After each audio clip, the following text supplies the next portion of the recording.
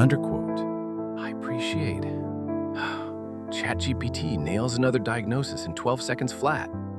Stage 4 metastatic lung cancer, the kind that kills you in months, not years. It delivers the verdict with the same earnest enthusiasm I wish I still had, while Mr. Umi stares at his webcam, waiting for me to find the words the machine already knows. 10 years of medical school, and I'm being schooled by an algorithm that costs less than a week of Dunkin' coffees? I think weird thing is, I'm starting to like it. Especially the way it doesn't shut down when I have a difference of opinion. Like a certain ex-wife of mine. I try to shut the thought of her out. Expending limited emotional stores at about a strolling declines 80% on our last argument's makeup, sex, and cuddle. Her pineapple-scented sliding hand down my back while island breezes whine through the window take me back. Sadly, before the divorce broke us. Thoughtful. What's she doing now? Thoughtful. Maybe that new guy I heard about is real. No way. Probably just a digital rumor. Linking across the screen, eyes not quite on me. The unbothered patient blinks back. Curious. Does he live in Japan too? Questioning. Mr. Umi? His expression is dour, stretching down hard like old dough barely pliable. He waits, unexpecting good news. Mr. Umi, I'll be honest. This cancer, the one that shows up on the scans, that's not just a physical disease. It's the mind, all up here. And no amount of machinery, no matter how advanced or sophisticated, can fortify that. As your third opinion, I can say with more confidence than the others that this sickness won't go away. But you can manage it. The pain, nausea, all the other symptoms. You're strong. I can see it. But you have to decide between the two, despair and hope. Because no amount of conclusive evidence or numbers can. No matter how bad it gets. Trust me. I'm a doctor. Anticipated reaction never arrives. I can't tell if he's asleep or keeping his emotions sealed off as those in life-ending circumstances tend to do. Mr. Umi? I wave my hand over the webcam, but only a vague image lacking all sharpness sat as portraits do on the screen. He remains frozen. Hello? Mr. Umi, can you hear me? In the blurred image, I note his living room. The space is cluttered with books with smiling, bent spines, mashed Costco-ish boxes in a corner, and a plastic-wrapped couch with a rotund cat slinking on top. It could have been a homeless hovel, transiently occupied. This residence of itinerance is one of someone who'd never settled, of one who tries hard at life but loses care to continue existing as he's been told to. The near blackness surrounding him gives the room the feeling of a sealed chamber. I can practically smell the earth-filtered, dampened breeze running through it, reminding me of that hollowed part of my own life. Oh, Dr. Aori, I apologize. But I didn't catch what you said. Damn signal must have froze. Wi-Fi isn't great here.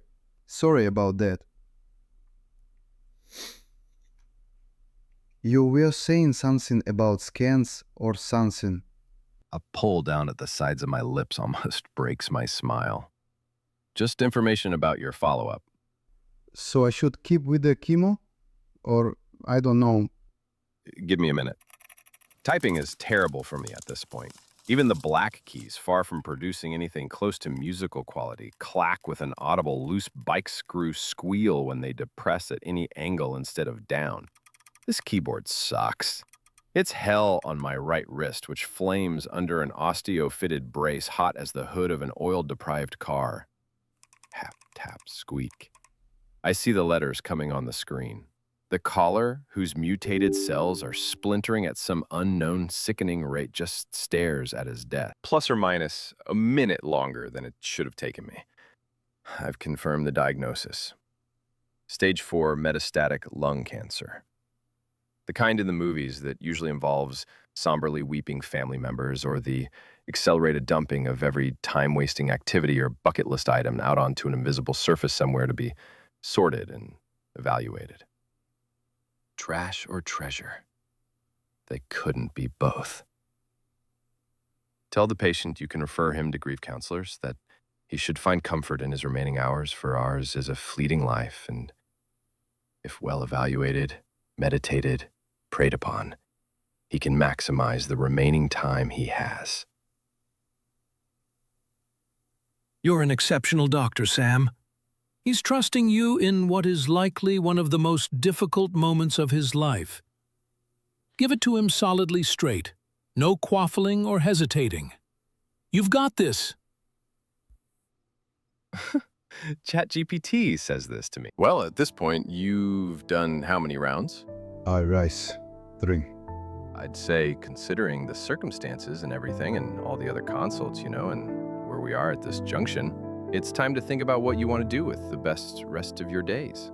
He views me in that loose way. His disposition of bruised, spit-jawed fighter tottering before the walloping punch whams to send him cheek to canvas.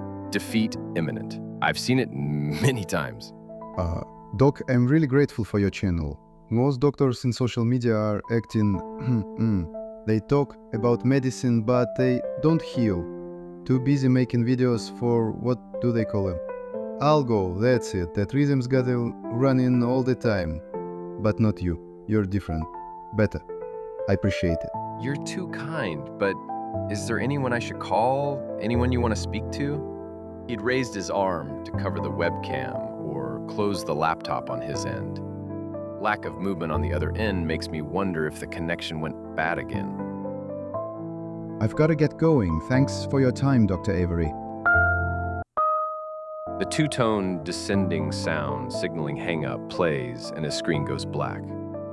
Finally, my smile slides off as I understand why he didn't answer. He's alone, just like me.